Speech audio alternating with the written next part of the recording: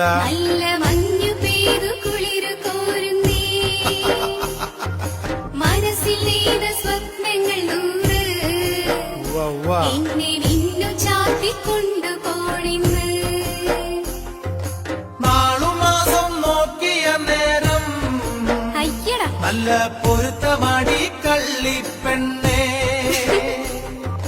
കുംഭമാസം പിറക്കട്ടെ പെണ്ണേ നമ്മൾ നിശ്ചയിച്ച പോലെ തന്നെടി കുംഭമാസം പിറന്നു വന്നാല് പിന്നെ നിശ്ചയിച്ച് കല്യാണം